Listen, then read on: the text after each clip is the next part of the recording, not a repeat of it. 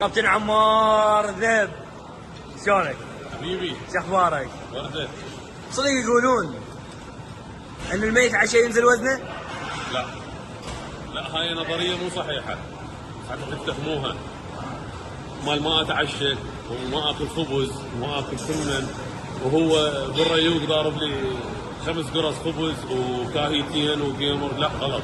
لعبة تنزيل الوزن وتصعيد الوزن لعبة سعرات حرارية يسموها.